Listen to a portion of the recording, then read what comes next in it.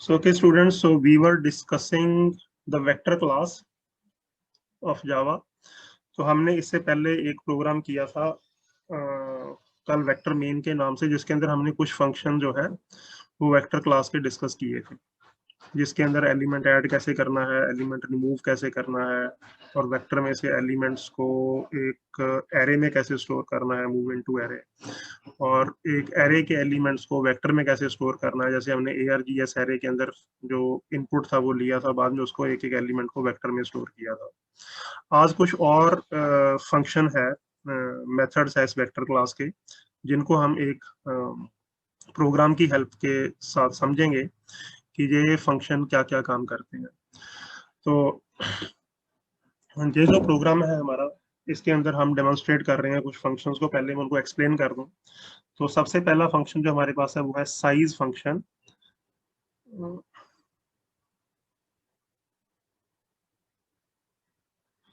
Okay, तो size function के साथ आपको पता है कि हमें जो वेक्टर का साइज है वो पता चल जाएगा कि उसके अंदर एट प्रेजेंट कितने एलिमेंट्स हैं। और जो कैपेसिटी है, capacity mean how many element a vector can store. तो दोनों में फर्क है। देखिए, साइज जो है वो रिप्रेजेंट करता है how many elements are there in a vector, and capacity show करती है how many elements can be stored in a vector. तो दोनों में फर्क है। तो जो हमने जहाँ पे कंस्ट्रक्टर यूज किया है, इसको हमने पैरामीटराइज कंस्ट्रक्टर यूज किया है। तो इसके अंदर दो पैरामीटर है। First parameter is the capacity, कि इनिशियली जो कैपेसिटी ऑफ वेक्टर है वो कितनी होगी, और दूसरे नंबर पे है उसका इंक्रीमेंट, कि जब भी आप 3 से ज्यादा एलिमेंट उसमें स्टोर करेंगे तो वो कैपेसिटी कितने से इंक्रीज होगी। सो जहाँ पे हमने इनिशियल साइज उसका 3 लिया है, और बाद में जो कैपेसिटी है वो दो दो के साथ इंक्रीज होती चली जाएगी। यानी 3 के बाद 5, फिर 7, फिर 9, इस तरह से ये दो दो के साथ बढ़ती चली जाएगी।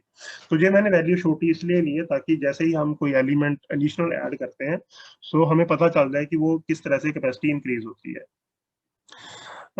तो ये दो फंक्शन आपको समझ आ गई कि साइज क्या करता है।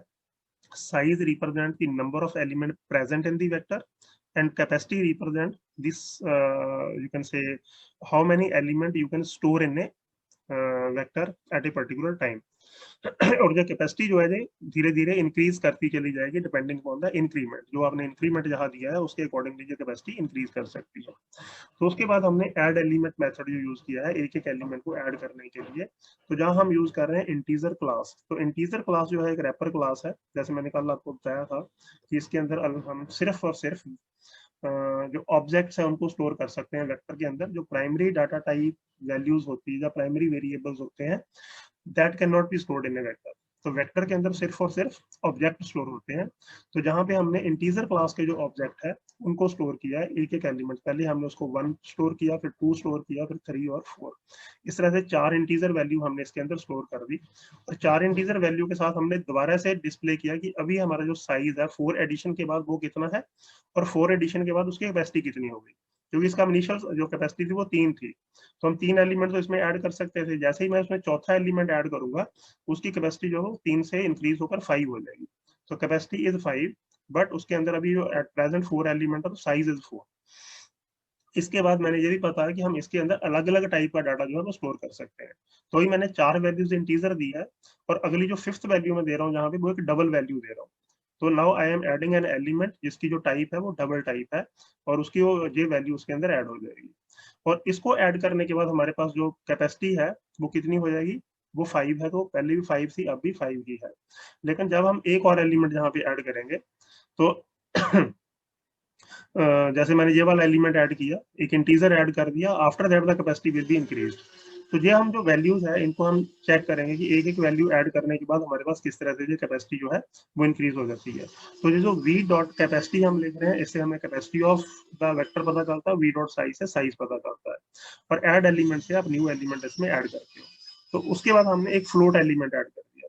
तो इंटीजर भी हो गया, डबल भी हो गया, फ्लोट भी होगा। तो किसी भी टाइप का जो भी आपके पास बेसिक टाइप है, उनकी जो रैपर क्लासेस है, उन क्लासेस के ऑब्जेक्ट आप इसमें स्टोर कर सकते हैं। इसके अलावा अगर आपके पास कोई और ऑब्जेक्ट भी है जो आपकी मान लो यूजर डिफाइंड क्लास है, उसका भी कोई ऑब्जेक्ट आप स्टोर करना चाहें तो वो भी कर सकते हैं। देन आपने उसमें 2 और एलिमेंट स्टोर कर दिए इंटीजर टाइप के। और बाद में हमने उसका फर्स्ट एलिमेंट देखा कि इस पूरी की पूरी लिस्ट के अंदर फर्स्ट एलिमेंट कौन सा है, तो वो हमें मिल रहा है v डॉट फर्स्ट एलिमेंट के साथ, जहां पे इंटीजर जो हम ये लिख रहे हैं दिस इज फॉर कास्टिंग, क्योंकि हमें पता है कि फर्स्ट एलिमेंट जो है वो इंटीजर टाइप का है, तो जो भी हमारे पास जहाँ पे v डॉट फर्स्ट एलिमेंट है उसको इंटीजर में कास्ट करके हम डिस्प्ले कर रहे हैं कि जो उसकी इंटीजर वैल्यू होगी वो हमें मिल जाएगी। इसी तरह से अगर हम ये वाला एलिमेंट जो फिफ्थ एलिमेंट है वो हम लेना चाहें, तो उस केस के अंदर उसकी जो कास्टिंग है वो डबल में होगी, ये ध्यान रखना आपने। आप इंसर्ट एलिमेंट कर सकते हैं इसमें, जैसे फर्स्ट पोजीशन पे आप एक नया एलिमेंट इंसर्ट करते हैं और उसको आप v डॉट फर्स्ट एलिमेंट से डिस्प्ले करते हैं, तो वो भी हम चेक कर सकते हैं। ये अभी हम इसको एक्सपेरिमेंट करेंगे इस प्रोग्राम के साथ, बाद में हम ये चीजें इसके साथ करके देखेंगे कि मान लो मैं फर्स्ट एलिमेंट जो है उसको इंटीजर की बजाय कुछ और कर देता हूँ और वहां पे नया एलिमेंट इंसर्ट कर देते हैं, तो उसको हमने किस तरह से डिस्प्ले करना है। इसी तरह से जो लास्ट एलिमेंट है हमारे पास, लास्ट एलिमेंट के लिए हमने मेथड यूज किया है v डॉट लास्ट एलिमेंट, और वो भी इंटीजर टाइप का ही है 12, तो उसकी जो वैल्यू है वो हमें जहाँ पे मिल जाएगी। इसी तरह से हमने किया है इफ v contains इंटीजर 3, क्या हमारे पास इस v के अंदर इंटीजर 3 पड़ा हुआ है, तो इंटीजर 3 ऑलरेडी हमने यहाँ पे इंसर्ट किया हुआ है, तो अगर ये पढ़ा है तो यस, इसका हमारे पास आंसर दिया आ जाएगा सिस्टम डॉट जो वेक्टर कंटेन्स 3, ये वेक्टर के अंदर 3 वैल्यू जो है वो अवेलेबल है। अगर ये वाली कंडीशन हमारी फॉल्स होगी कि this V does not contain this value, तो ये वाली स्टेटमेंट हमारी जो एग्जीक्यूट नहीं होगी। सो आप कंडीशन चेक करने के लिए भी इसे यूज कर सकते हैं कि ये पर्टिकुलर वेक्टर v जो है ये वैल्यू कंटेन करता है कि नहीं करता। Then we have the enumeration, हम इसके अंदर यूज कर रहे हैं। एन्यूमरेशन एक हमारे पास इंटरफेस है वैसे तो, पर एन्यूमरेशन क्लास का हम जहाँ भी ऑब्जेक्ट ले रहे हैं, ये एन्यूमरेशन क्लास जो है वो इसमें यूटीआईएल पैकेज के अंदर ही एग्जिस्ट करती है। जैसे वेक्टर क्लास यूटीआईएल पैकेज के अंदर है, वैसे ही एन्यूमरेशन भी यूटीआईएल पैकेज के अंदर है। तो हमने इसका एक ऑब्जेक्ट लिया वी डॉट एलिमेंट्स। तो बेसिकली जो वी एनम है ये एक कंटेनर है, जो एन्यूमरेशन क्लास का जो भी हम ऑब्जेक्ट लेते हैं ये एक कंटेनर है। कंटेनर के अंदर आपको पता है कि एक से ज्यादा एलिमेंट हम स्टोर कर सकते हैं। तो जितने भी इस वेक्टर के एलिमेंट है, वी डॉट एलिमेंट्स का मतलब है कि वेक्टर के जितने भी एलिमेंट है वो सारे के सारे वी एनएम के अंदर जाके स्टोर हो जाएंगे। तो एन्यूमरेशन टाइप का जो ऑब्जेक्ट है वी एनएम, और जैसे हमारे पास एरे होता है, कहने का मतलब ये है कि जो एरे होता है उसी तरह से हमारे पास जो एन्यूमरेशन टाइप का ऑब्जेक्ट है, और जो भी इसके अंदर एलिमेंट्स है वेक्टर के अंदर जितने भी एलिमेंट है वो सारे के सारे इस एन्यूमरेशन ऑब्जेक्ट के अंदर आ जाएंगे, and now we can display them. So elements in vector कौन कौन से है, हमने देखा वाइल वी एनम जो कि हमारा एन्यूमरेशन है, हैज मोर एलिमेंट, तो हैज मोर एलिमेंट जो मेथड है ये एन्यूमरेशन का मेथड है, वेक्टर का नहीं है। तो हमने इसको वी एनम के साथ कॉल किया हैज मोर एलिमेंट, कि जब तक हमारे पास वी एनम के अंदर मोर एलिमेंट है तब तक आप नेक्स्ट एलिमेंट जो है इसमें से डिस्प्ले करते चले जाएंगे। जिससे क्या होगा कि वेक्टर के अंदर जितने भी एलिमेंट थे जो हमने वी एनम में मूव किए थे, वो सारे के सारे एलिमेंट जहाँ पे एक एक करके डिस्प्ले हो जाएंगे। नो अगेन, जहां भी जो वी एनएम के अंदर भी टाइप मैटर नहीं करती, क्योंकि वी जो एन्यूमरेशन है उनकी जो इंडेक्स वैल्यू है वो हम उनको जो एलोकेट करते हैं वो 1 0 1 2 3 4 5 अप टू n-1 देते हैं, लेकिन उसके अंदर जो हम वैल्यूज लिखते हैं these value can be any. तो ये हम बाद में जब एनएम कीवर्ड डिस्कस करेंगे इसका जावा का, उसके अंदर जाके और क्लियर हो जाए कि हम किस तरह से एन्यूमरेशन टाइप जो है वो अपने क्रिएट करते हैं। You can create your enumeration objects जिनके अंदर आप अपनी मर्जी से कोई वैल्यू स्टोर करवा सकते हैं। तो इसके ऊपर मैं अलग से क्लास लगाऊंगा। तो एट प्रेजेंट हमने सिर्फ जहाँ पे एक ऑब्जेक्ट लिया है एनिमेशन का, जिसके अंदर हम जितने भी वेक्टर के एलिमेंट्स हैं उन सभी को इसके अंदर पहले मूव कर लेते हैं, स्टोर कर लेते हैं। मूव करने का मतलब ये नहीं है कि जहाँ से वो हट जाएंगे, they will remain in V also, but उनको हम यहाँ कॉपी कर लेते हैं वी एनएम के अंदर भी। तो फिर वी एनएम से हम उनको एक एक एलिमेंट को जहाँ से प्रोसेस करके डिस्प्ले करते हैं। तो v enum has more element एक अलग मेथड है, जिससे ये पता चलता है कि अगर इसके अंदर ज्यादा एलिमेंट अवेलेबल है, अगर एलिमेंट अवेलेबल है तो ये कंडीशन ट्रू होगी और वो वाला जो एलिमेंट है वो यहाँ पे आगे डिस्प्ले हो जाएगा। तो नेक्स्ट एलिमेंट यहाँ पे डिस्प्ले होगा। जब हैज मोर एलिमेंट फॉल्स हो जाएगी कंडीशन, तो हम नेक्स्ट लाइन पे चले जाएंगे, जिसमें सिंपल नेक्स्ट लाइन वेक्टर हमने डिस्प्ले किया है ताकि हमारा जो प्रॉम्प्ट है वो नेक्स्ट लाइन पे आ जाए। तो अब हम इनको एक बार फिर इसका आउटपुट देख लेते हैं प्रोग्राम का, फिर उस प्रोग्राम के आउटपुट को समझते हैं कि ये आउटपुट ऐसा क्यों आ रहा है। सो let us try this.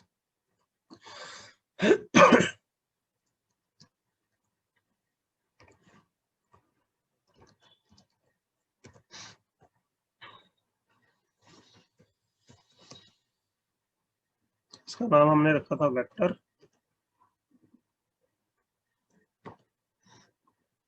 Demo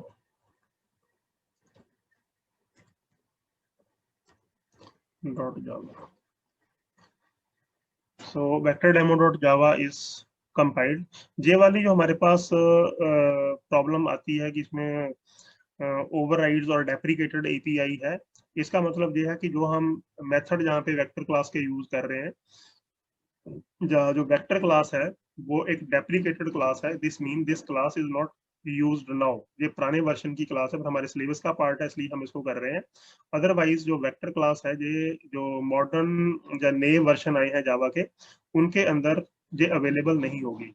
available तो मतलब है, लेकिन इसका जो यूज है वो डिस्करेज कर रहे हैं कि ये क्लास यूज नहीं करनी है, क्योंकि ये डेप्रिकेटेड क्लासेस वो होती है जो पहले यूज होती थी लेकिन अब यूज नहीं होती। तो जिस तरह से नेक्स्ट वर्जन आते रहते हैं जावा के, हमें पता है कि जावा 2 के अंदर कुछ और क्लासेस थी, 3 के अंदर कुछ नई क्लासेस आ गई, 4 के अंदर कुछ और आ गया। तो इसी तरह से 11, 12, 14, 15 तक हमारे पास नए वर्जन आ चुके हैं। तो जो हमारे पास पुराने वर्जन के अंदर कुछ क्लासेस अवेलेबल थी लेकिन नए वर्जन के अंदर वो यूज होना बंद हो गई है, तो उन क्लासेस को हम डेप्रिकेटेड क्लासेस बोलते हैं या डेप्रिकेटेड एपीआई बोलते हैं। तो वो नए वर्जन के अंदर यूज नहीं होती। बट क्योंकि ये हमारे सिलेबस का पार्ट है, हम इसलिए इसको पढ़ रहे हैं। अदरवाइज जो वेक्टर क्लास है वो हमारे पास कह लो कि नए वर्जन के अंदर इसका जो यूज है उसको डिस्करेज कर रहे हैं कि they should not be used. इसका दूसरा रीजन ये भी है कि बेसिकली जो जावा है वो कंसोल प्रोग्रामिंग के लिए नहीं है लैंग्वेज। जो जावा लैंग्वेज है, it is not designed for console programming. ये बेसिकली नेटवर्क प्रोग्रामिंग के लिए डिजाइन की गई लैंग्वेज है। तो जो हम अभी सीख रहे हैं, we are just learning how to use these classes, कि कैसे इसमें ऑब्जेक्ट बनते हैं, किस तरह से उन ऑब्जेक्ट्स को हम यूज करते हैं। तो सीखने के लिए हम इसकी कंसोल प्रोग्रामिंग कर रहे हैं। अदरवाइज इसके अंदर जो प्रोग्रामिंग होगी वो सारी की सारी आपकी GUI based and network based programming होगी। तो हम आने वाले टाइम के अंदर जैसे ही हमारे जो बेसिक्स खत्म हो जाएंगे, जब हम इसकी जीयूआई प्रोग्रामिंग स्टार्ट करेंगे, जैसे एप्लेट्स वगैरह करेंगे, तो उसके अंदर हमारी ये चीजें जो है, कंसेप्ट तो यही रहेंगे, कंसेप्ट तो ऐसे ही यूज होंगे, लेकिन हम इन कंसेप्ट्स को ग्राफिकल यूजर इंटरफेस के अंदर। Hello hello hello.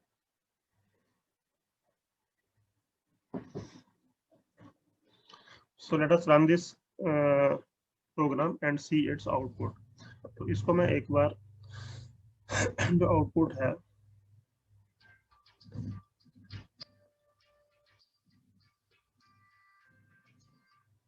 हेलो, हाँ जी, हाँ जी, गुड आफ्टरनून।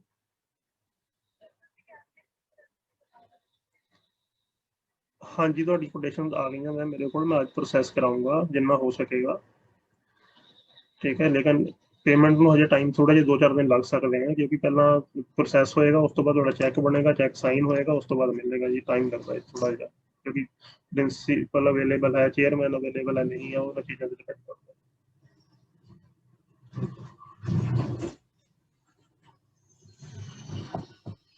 ओके, तो अब हम इसके एक बार इस आउटपुट को समझ लेते हैं कि जैसे हमारे पास सबसे पहले था initial size is the v size. तो जहाँ पे इनिशियल साइज कितना आ रहा है, हमारे पास 0 आ रहा है। तो वाई इट इज 0, क्योंकि initially there is no element in the vector. Vector के अंदर कुछ भी हमने स्टोर नहीं किया है। तो मैंने क्या कहा था कि साइज क्या होता है, size is just represent the number of elements present in the vector. तो number of element present in the vector कुछ नहीं है, अभी तक 0 है। इनिशियल कैपेसिटी जो है वो हमने 3 डिक्लेयर की हुई है। तो जहां पे हमारे पास ये वाला जो 3 है, so this 3 is being represented as initial capacity. तो कैपेसिटी जो है वो 3 है। उसके बाद जब आपने इसमें 4 एलिमेंट स्टोर कर दिए, 1, 2, 3 एंड 4, 4 इंटीजर आपने इसमें ऐड किए। ऐड करने के बाद जो इसकी साइज था वो तो 4 है, because there are 4 element, but its capacity is increase to 5। अब ये 3 के बाद एकदम 5 कैसे हुई, क्योंकि जहां पे हमने 2 दिया हुआ है। अगर मैं 2 की जगह यहाँ 3 कर दूंगा तो जहां पे कैपेसिटी मेरे पास 6 आ जाएगी। ओके, तो क्योंकि ये इंक्रीमेंट मेरे पास कितना है, 2 है, कि जब भी 3 से ज्यादा एलिमेंट इसमें स्टोर होंगे, then capacity will be incremented by the second argument of this constructor. तो इस कंस्ट्रक्टर की जो सेकंड आर्ग्यूमेंट वो क्या है, वो 2 है। तो 2 के साथ ये इसकी कैपेसिटी इंक्रीज, तो 3 से इंक्रीज होकर ये 5 होगी। उसके बाद हम जहां पे लिख रहे हैं कि इसके बाद जो हमने नया एलिमेंट इसमें ऐड किया है, वो है डबल 4.45 एंड उसके बाद जो इसकी कैपेसिटी थी वो कितनी है 5 ही है, 5 ही है। लेकिन आफ्टर दैट उसके अंदर 2 एलिमेंट ऐड करने के बाद जो कैपेसिटी है वो इंक्रीज होकर 7 हो जाती है, फिर 2 एलिमेंट के बाद वो 9 हो जाती है, फिर 2 एलिमेंट आप उसमें इंसर्ट करते हैं और फिर फर्स्ट एलिमेंट हम डिस्प्ले करके देख रहे हैं, फर्स्ट एलिमेंट उसका 1 आ रहा है जो सबसे पहले हमने इंसर्ट किया था, और लास्ट एलिमेंट हमने इंसर्ट किया था 12, ये वाला 12, तो दिस लास्ट एलिमेंट जो है वो 12 है। अब इसके बाद हमने ये वाली जो चीज थी, वी कंटेन्स न्यू इंटीजर 3, क्या इंटीजर 3 जो है वो इस वेक्टर के अंदर है? अगर यस है तो वेक्टर कंटेन 3 इसका आंसर आ जाएगा। यस यहाँ पे 3 है क्योंकि हमने यहाँ पे थर्ड नंबर पे 3 इंसर्ट किया था। उसके बाद हमारा अगला था एन्यूमरेशन, जिसके अंदर हमने सारे एलिमेंट एनम में स्टोर किए और एक एक करके हमने लिखा था एलिमेंट्स एंड वेक्टर कौन कौन से हैं। तो while v enum has more elements, तो उसको आपने एक एक करके डिस्प्ले करना था। तो जिस ऑर्डर में आपने एलिमेंट जहाँ इंसर्ट किए हुए, यू कैन जस्ट चेक, पहले 1 किया था, फिर 2 है, फिर 3 है, फिर 4 है, फिर 4.45 है, 6.08 है, फिर 7 है, 9.18 है, फिर 10 है, 11 है और 12 है। तो जिस ऑर्डर में आपने इसमें एलिमेंट इंसर्ट किए थे, यू कैन सी कि वेक्टर के अंदर हमने उसी फॉर्म में हमारे पास ये एलिमेंट पड़े हुए हैं। अब हम इसके अंदर जो मान लो कि एक नया एलिमेंट में फर्स्ट लोकेशन पे इंसर्ट कर लेता हूँ, इंसर्ट फर्स्ट लोकेशन पे एक और एलिमेंट इंसर्ट करते हैं। सो कम हियर वी डॉट, तो इंसर्ट के लिए हमारे पास मेथड कौन सा था?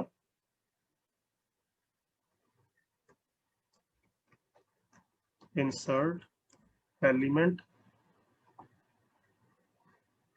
एट, तो फर्स्ट हमने वो एलिमेंट देना है जो भी हम इंसर्ट करना चाहते हैं, लेटर से 2.34 और उसकी लोकेशन बता देते हैं लेटर से 0, जो स्टार्टिंग में हमने फर्स्ट लोकेशन पे इंसर्ट करना है। अब इसका जो हमारे पास वैल्यू है 2.34 है और हम इसको इंसर्ट करते हैं। इंसर्ट करने के बाद सारे एलिमेंट जो है हम दोबारा से डिस्प्ले कर लेंगे कौन कौन से हैं। तो लेट अस सी कि ये किस तरह से वर्क करता है। इसको एक बार मैं सेव कर लूँ, control S.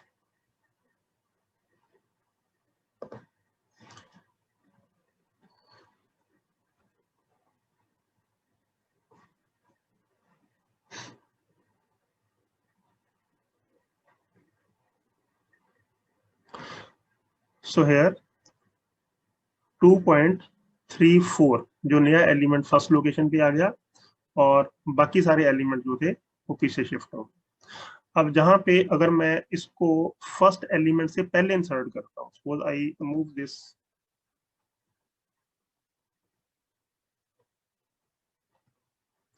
To v add element first, जहां पे हमारे पास हेयर, तो अगर मैं इस लोकेशन पे करता हूँ, अब जहाँ पे हम लिख रहे हैं first element is integer V dot first element, जबकि फर्स्ट एलिमेंट हमारा इंटीजर नहीं है, जब जहाँ पे 2.34 है। Let us see what does it से, कि अब ये क्या कहता है। एक बार इसको हम एरर देख लें, एरर आती है या रिजल्ट गलत देता है, उसके बाद अब इसको करेक्ट करते हैं।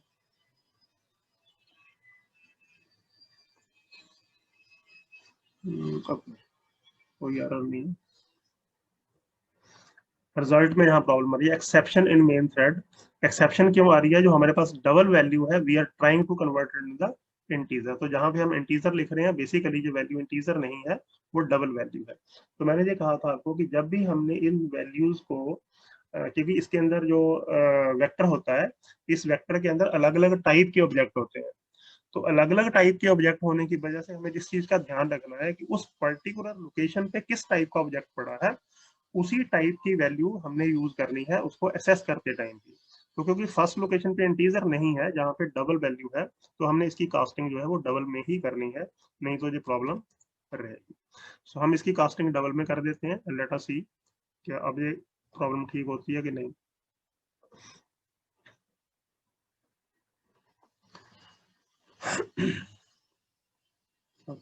So now the first element is 2.34। तो एक चीज हमें जहाँ पे ये पता चला कि जब भी हम नया एलिमेंट इंसर्ट करेंगे तो we have to use this method. तो इसका जो इंडेक्स है वो आप बता सकते हो कौन से इंडेक्स पे आपने एलिमेंट इंसर्ट करना है, और जब भी आप एक पर्टिकुलर इंडेक्स से एलिमेंट को असेस कर रहे हैं तो उसकी जो कास्टिंग है उसका आपने ध्यान रखना है कि जो ऑब्जेक्ट वहां पे पड़ा हुआ है वो कौन सी क्लास का ऑब्जेक्ट है। तो जिस क्लास का ऑब्जेक्ट है वही क्लास आपने जहाँ पे यूज करनी है। सो वेक्टर के अंदर आपको इस चीज का मतलब विषय खास ध्यान रखना है इस चीज का कि क्योंकि इसके अंदर मैंने बोला कि अलग अलग टाइप के ऑब्जेक्ट है, वहां पे इंटीजर भी है, डबल भी है, फ्लोट भी है, तो अलग अलग टाइप के ऑब्जेक्ट पड़े हुए हैं। तो जिस टाइप का भी वो ऑब्जेक्ट है उसी टाइप की कास्टिंग आपने यूज करनी है उस पर्टिकुलर लोकेशन पे। तो बाकी के हम जो फंक्शन थे जैसे रिमूव एलिमेंट वगैरह हम कल कर चुके थे, वो भी आप इसमें अप्लाई करके देख सकते हो कि हमारे पास काफी ज्यादा एलिमेंट है। अगर उसमें से कोई आपने पर्टिकुलर एलिमेंट रिमूव करना है, पर्टिकुलर लोकेशन से रिमूव करना है, उसकी वैल्यू देकर रिमूव करना है, वो आप जहाँ पे फिर ट्राई कर सकते हो। कल वाले फंक्शन है वो भी आप इस प्रोग्राम के अंदर ट्राई करके देख सकते हो जो हमने कल किए थे। तो नाउ टेल मी, अगर आपके पास इस क्लास से रिलेटेड, वेक्टर क्लास के रिलेटेड कोई डाउट है, या जो मेथड हमने आज किए हैं या कल किए थे उसके बारे में, किसी के बारे में कुछ और पूछना है, देन मोस्ट वेलकम। हमारे पास 5 मिनट और है क्योंकि हमारी ये क्लास जो थी वो आधे घंटे की क्लास है, तो with in 5-6 minute this class will be over. तो हम कोई नया टॉपिक आज स्टार्ट नहीं कर पाएंगे क्योंकि यही वाला जो टॉपिक हमारा चल रहा है इसके ऊपर ही मैं आपकी क्वेरीज लेना चाहता हूँ कि जो चीज आपको नहीं समझ आई है या इस क्लास के बारे में, क्योंकि this is the new topic basically जो हमने पहले नहीं पढ़ा हुआ है। उससे पहले हमने जो कुछ भी पढ़ा जावा के अंदर, वो चाहे एरेस थे या कोई और different types of control statements थी, जब वेरिएबल्स थे, कांस्टेंट थे, डिफरेंट टाइप्स के डाटा टाइप्स थे, या क्लासेस है, वो आपने कहीं ना कहीं पहले पढ़े हुए हैं। लेकिन ये जो क्लास वेक्टर क्लास है इसके बारे में आपके पास, आपने पहले किसी लैंग्वेज के अंदर इसको नहीं स्टडी किया हुआ। सो इसके रिलेटेड अगर आपकी कोई भी क्वेरी है, आप कुछ पूछना चाहते हो, तो वो आप पूछ सकते हो। Just unmute yourself and ask your question. किसी भी तरह की क्वेरी आपकी इस क्लास के रिलेटेड है तो just unmute yourself and ask the question.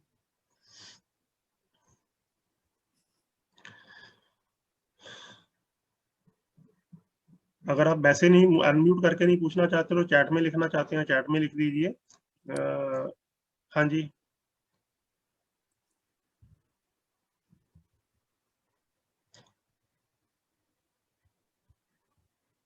हाँ जी, एनीबॉडी प्लीज, जो भी आपकी क्वेरी है, जो क्वेश्चन है रिगार्डिंग वेक्टर क्लास, वो आप पूछिए ताकि मैं उसको और क्लैरिफाई कर सकूं, क्योंकि आप लोग मेरे सामने नहीं हो तो I can't understand from your faces.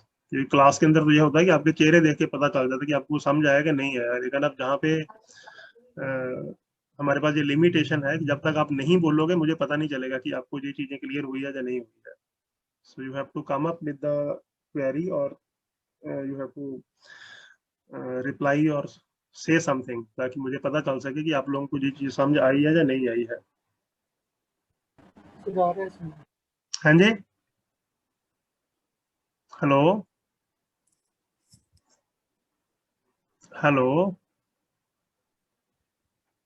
हाँ जी बेटे, आपने कुछ बोला है वो मुझे सुनाई नहीं दिया। हेलो,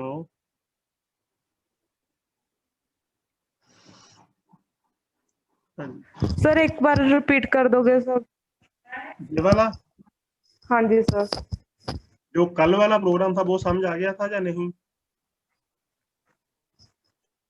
बेटे? एक प्रोग्राम हमने कल किया था, वो वाला समझ आ गया था या नहीं? नहीं सर। नहीं सर, तो ऐसे बोलो ना मुझे, तो मैं पहले कल वाला करवाऊं उसके बाद मैं इसके ऊपर आता हूँ।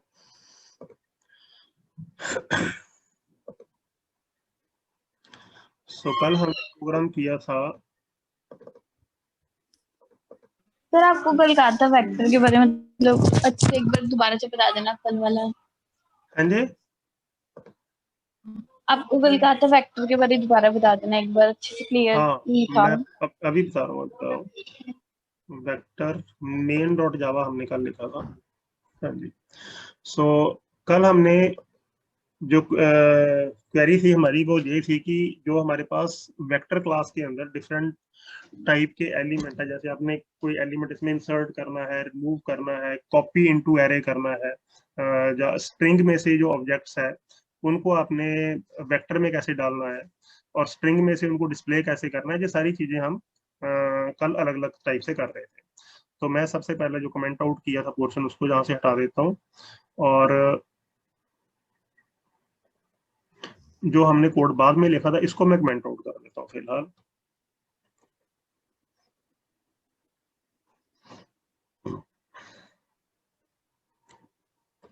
ओके, तो जहां पे हमारे पास जो पहली जो लाइन है, हमारी फर्स्ट लाइन जो है, इसमें हमने एक न्यू वेक्टर v1 जो है वो लिया है। अब जहां पे अगर आप देखेंगे कि v1 की कैपेसिटी कितनी है, बाय डिफॉल्ट जो इसकी कैपेसिटी है वो मैंने क्या बोला था, what is the capacity of v1 by default, अगर आप इस, हाँ 10 है, तो आप ये इसको प्रिंट करके देख सकते हैं जहां पे system dot out dot print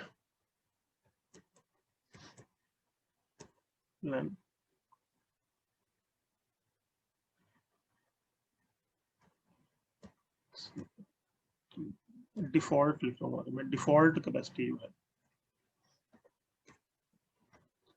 default capacity जो है वो कितनी है, वो हम जहाँ पे इसको लिखेंगे। तो इसका फंक्शन क्या था हमारे पास, v1 dot capacity.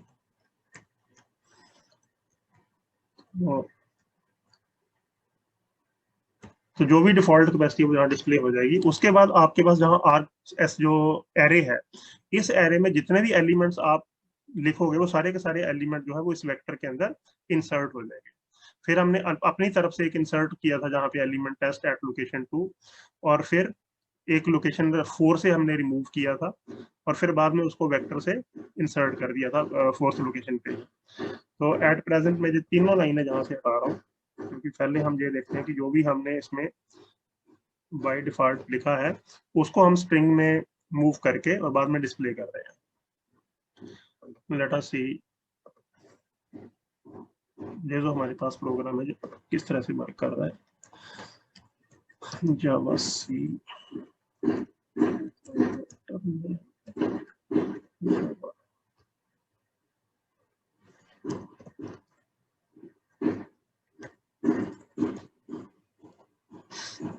So here जो बाय डिफॉल्ट हमारे पास कैपेसिटी आ रही है वो कितनी आ रही है, 10 आ रही है। लेकिन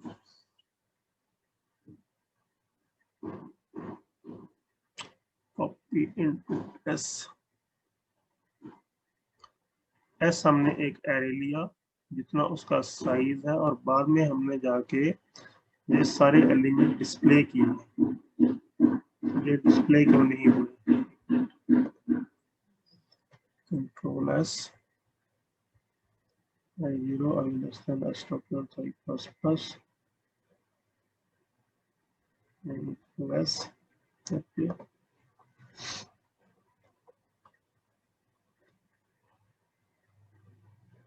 Parallel object location.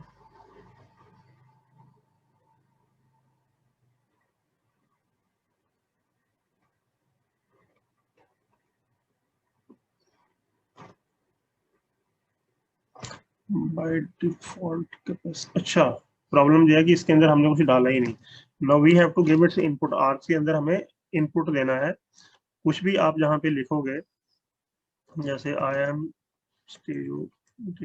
Student of BCA final, तो जो भी आपने इसमें लिखा वो एज इट इज यहाँ पे ये डिस्प्ले कर देगा कि फर्स्ट एलिमेंट इसका था I, सेकंड एलिमेंट है M, third student of BCA final.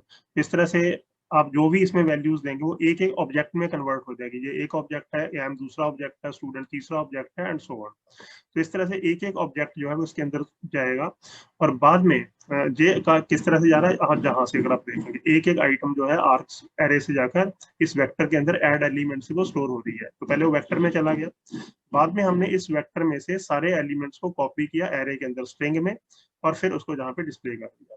तो अगर आप उसको स्ट्रिंग में नहीं डिस्प्ले करना चाहते, सीधे ही एलिमेंट डिस्प्ले करना चाहते हैं, यू कैन ऑल्सो डू। मतलब ये वाला कोड अगर आप जहाँ से हटाना चाहते हैं तो आप इसको कमेंट आउट कर दीजिए कि आप उसको स्ट्रिंग में कॉपी नहीं करना चाहते और इसको डायरेक्टली आप वेक्टर से ही डिस्प्ले करना चाहते हैं, तो आप ये भी कर सकते हैं, जिसके अंदर हम पूरे सीधे ही वेक्टर में से ही वेक्टर का जितना साइज है उतने ही एलिमेंट डिस्प्ले कर रहे हैं।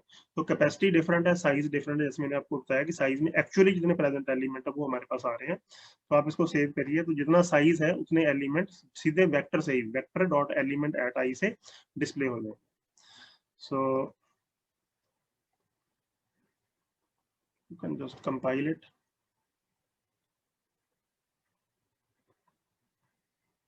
So run it. तो इसके अंदर सेम वही वाला आपको आउटपुट आ रहा है। हमने ये वाला कोड सारा जहां से हटा दिया और सीधा आप एक फॉर लूप की हेल्प से उस वेक्टर में से ही एलिमेंट को डायरेक्टली यहाँ पे डिस्प्ले कर सकते हैं। तो बेसिकली वो एलिमेंट वेक्टर के अंदर पड़े हुए हैं एट पर्टिकुलर इंडेक्स के ऊपर, जैसे फर्स्ट इंडेक्स पे ये है, सेकंड पे ये है, थर्ड पे ये है। तो एडवांटेज क्या है, मैंने कल भी आपको बताया था कि वेक्टर को हम क्यों यूज करना चाहते हैं। वेक्टर का एडवांटेज यही है कि इसका साइज जो होता है वो फिक्स नहीं होता, इसकी कैपेसिटी जो है वो भी फिक्स नहीं है, इसको आप इंक्रीज डिक्रीज कर सकते हो। तो बाय डिफॉल्ट कैपेसिटी साइज 10 है, इसका इंक्रीमेंट भी 10 है, 10-10 से इंक्रीज होगा। आप इसको कंट्रोल कर सकते हैं कि इनिशियल कैपेसिटी आप कितना रखना चाहते हैं और उसको इंक्रीमेंट कितने से करना चाहते हैं, जैसे आपने दूसरे प्रोग्राम के अंदर भी देखा था, हमने 3 और 2 वहां पे दे दिया था। तो ये आपके हाथ में है कि आप वेक्टर के साइज को या कैपेसिटी को किस तरह से कंट्रोल करते हैं। तीसरा, इसके अंदर जो भी एलिमेंट स्टोर होते हैं वो जरूरी नहीं कि सेम टाइप के हों, वो अलग अलग टाइप के हो सकते हैं। जैसे अभी हमने सेकंड प्रोग्राम में देखा कि उसमें इंटीजर भी स्टोर किए थे हमने, डबल टाइप भी थे और फ्लोट टाइप भी थे। तो अलग अलग टाइप के ऑब्जेक्ट इसमें स्टोर कर सकते हैं। तो only problem in the vector is कि इसके अंदर हम प्रिमिटिव डाटा टाइप के जो वेरिएबल्स है या डाटा है, प्रिमिटिव टाइप डाटा जो है वो नहीं स्टोर कर पाते, ओनली इसके अंदर ऑब्जेक्ट स्टोर होते हैं। तो इसीलिए हमारे पास रैपर क्लासेस एग्जिस्ट करती है कि जहां पे भी हमें प्राइमरी डाटा की जरूरत पड़ती है, we store the objects of the wrapper classes. तो कल जो हमारा टॉपिक रहेगा, कल हम डिस्कस करेंगे रैपर क्लासेस को डिटेल में, कौन कौन सी रैपर क्लासेस हमारे पास अवेलेबल है, उन रैपर क्लासेस को आप किस तरह से स्ट्रिंग टू क्लास मतलब पर्टिकुलर इंटीजर में या फ्लोट में या डबल में कैसे कन्वर्ट कर सकते हैं, और आपके पास अगर कोई वैल्यू फ्लोट, डबल या इंटीजर में पड़ी हुई है तो उसको आप वापस स्ट्रिंग में कैसे कन्वर्ट कर सकते हैं, यानी इनकी आपस में कन्वर्शन कैसे होती है। और इन क्लासेस के जो हमारे कंस्ट्रक्टर्स है वो कौन कौन से और मेथड्स कौन कौन से अवेलेबल है इन क्लासेस के अंदर। तो जितनी भी रैपर क्लासेस है उनके कंस्ट्रक्टर, उनके मेथड्स वो हम डिस्कस करेंगे, and conversion from string to numerical classes and numerical classes to string classes, ये हम कल डिस्कस